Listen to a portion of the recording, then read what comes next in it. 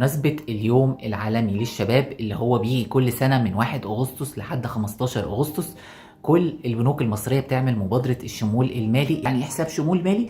يعني تقدر تفتح حساب بنكي بدون حد أدنى وبدون رسوم إدارية وحتى بطاقة الخصم المباشر اللي بتاخدها مجانا. فأنت زي ما هتدخل البنك زي ما هتطلع منه، مش هتخسر أي حاجة.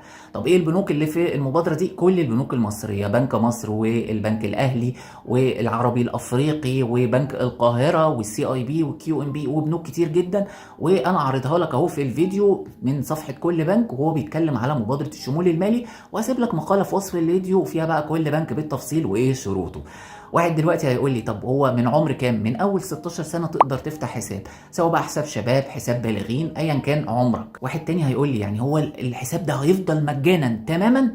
لا، هو بيفضل مجانا لحد اخر السنة اللي فيها العرض. يعني مثلا اخر السنه دي شهر 12، من اول شهر واحد يبتدي يحسب عليك رسوم اداريه. بس انت هتبقى كسبت ان انت بدل ما تروح تفتح حساب بنكي وتحط فيه حد ادنى، انت مش مطلوب منك الاربع شهور دي حد ادنى، ولا مطلوب منك رسوم اداريه بتاعت كل 3 شهور، ولا مطلوب منك حتى سعر بطاقه الخصم المباشر اللي اغلبيه البنوك بتطلعها لك من نوع كارت ميزه.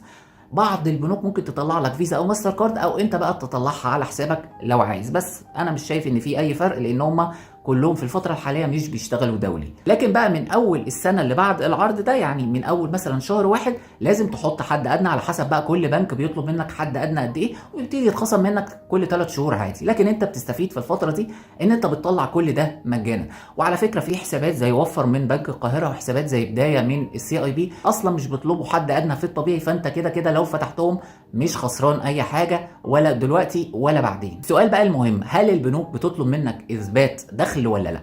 بص، اغلبيه البنوك كاتبه بالبطاقه الشخصيه فقط، لكن يفضل طبعا لو انت شاب من 16 ل 21 يعني مكتوب لك طالب في البطاقه دي، مش بيتكلموا عليها خالص. لكن لو انت بقى من حساب البالغين، يفضل يكون مكتوب لك وظيفه في البطاقه لو معاك اثبات دخل كده عشان الموظف ما يكلمكش. واسيب لكم بقى المقاله اللي في وصف الفيديو فيها كل بنك وتفصيلته. وانت برضو لو عايز تتاكد بنفسك ممكن تكلم البنك تستعلم منه هو طالب منك اثبات دخل ولا لا، لان في بعض البنوك ممكن موظفين يغلسوا في الوقت بتاع اثبات الدخل. لكن ايا كان، بنوك زي البنوك الحكوميه وبنك زي بنك القاهره وبنك زي السي اي بي مش هيطلبوا منك اي اثبات دخل. طب السؤال الاخير هنا، هل حسابات الشمول المالي دي للجنيه المصري فقط ولا كمان للدولار الامريكي؟ لا، للجنيه المصري فقط، مفيش حساب للشمول المالي لحسابات الدولار الامريكي.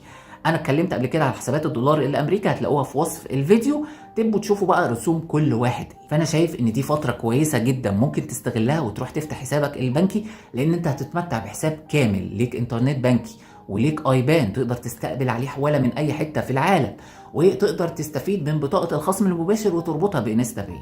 عجبك الحساب؟ تمام. ما عجبكش بعد كده تبقى تقفله وتفتح غيره في المبادرات الجايه. اتمنى الخير والتوفيق للجميع. شكرا جدا يا جماعه لحسن استماعكم، والسلام عليكم ورحمه الله وبركاته.